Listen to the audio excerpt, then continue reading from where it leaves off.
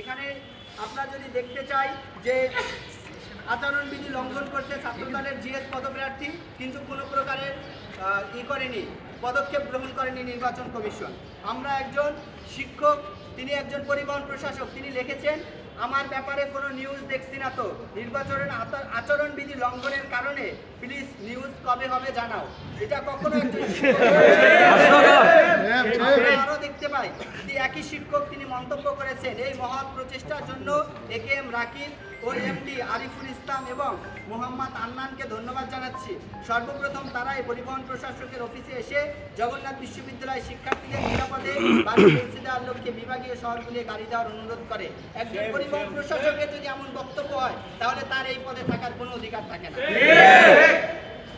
আমরা আরো দেখতে পাই প্রধান নির্বাচন কমিশনার অধ্যাপক ডক্টর মুস্তফা হাসান, তিনি একজন শিক্ষার্থী, তাকে পরামর্শ দেন, তাকে শুভকামনা জানিয়ে জানান সমাজকর্ম পরিবারের পক্ষ থেকে শুভকামনা। একজন নির্বাচন কমিশনারের আচরণ কখনোই গ্রহণযোগ্য হতে পারে না। আমরা দেখতে পাচ্ছি ছাত্রী হলে প্রত্যেকটা রুমে রুমে ছাত্রদল সমর্থিত প্যানেলের যে প্রার্থীরা আছে তারা স্যানিটারি ন্যাপকিন পৌঁছে দেয় এবং শিক্ষার্থীদেরকে ভোট চায়, যেটা আচরণবিধির সুস্পষ্ট লঙ্ঘন। এ বিষয়ে বোনদের পক্ষ থেকে একাধিকবার অভিযোগ করা হলেও নির্বাচন কমিশন সুস্পষ্ট কোনো পদক্ষেপ গ্রহণ করেনি। আমরা আরও দেখতে পাই যে ঐক্যবদ্ধ নির্ভীক জবিয়ান প্যানেল, ছাত্রদলের সমর্থিত প্যানেলের পক্ষ থেকে পূর্বে ঘোষণা দিয়ে, আগের রাতে ঘোষণা দিয়ে তারা শিক্ষার্থীদেরকে খাবার পৌঁছে দেয় এবং তারা এটা তাদেরই একজন মনিরুজ্জামান মনির, তিনি সুন্দরভাবে পোস্ট করে তার ক্রেডিট নেওয়ার চেষ্টা করে। তারা সুস্পষ্ট নির্বাচনী আচরণ বিধিমালার লঙ্ঘন। আমরা এভাবে অনেক দেখাতে পারবো। এই যে ঢাকা পোস্টে দেওয়া এক সংবাদ সাক্ষাৎকারে মানে প্রধান নির্বাচন কমিশন তিনি বলেন যে শিবির ছাড়া সবাই নির্বাচন পেছানোর পক্ষে, কিন্তু বাস্তবতা ছিল ছাত্রদল বাদে সবাই 22 তারিখ নির্বাচন করার পক্ষে কথা বলেছে।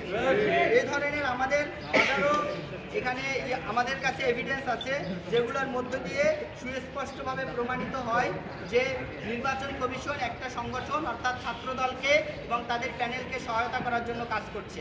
আমরা আপনাদের মাধ্যমে স্পষ্টভাবে জানিয়ে দিতে চাই জগন্নাথ বিশ্ববিদ্যালয়ের শিক্ষার্থীরা বাংলাদেশের সবথেকে অবহেলিত এবং বঞ্চিত।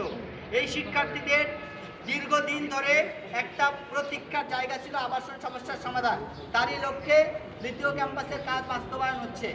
ছাত্রদলের তাদের যে সাধারণ সম্পাদক তিনি একটা টকশোতে স্পষ্ট বলেছেন যে তারা চায় না সেনাবাহিনীর হাতে দ্বিতীয় ক্যাম্পাসের কাজ যাক। সেই ক্যাম্পাসের কাজ সেনাবাহিনীর কাছে গিয়েছে। আমরা এটাও চাচ্ছি দ্বিতীয় ফেজের যে কাজ আছে এটাও যাতে করে সেনাবাহিনীর হাতে যাক এবং শিক্ষার্থীদের এই যে সমস্যাগুলোর সমাধান হোক। কিন্তু নানানভাবে আমরা দেখতে পাচ্ছি যে নির্বাচন কমিশন তাদের পক্ষপাতিত্ব করে এই নির্বাচনকে বানচাল করে শিক্ষার্থীদের অধিকারকে হরণ করে তাদেরকে সুবিধা দেওয়ার জন্য কাজ করে যাচ্ছে।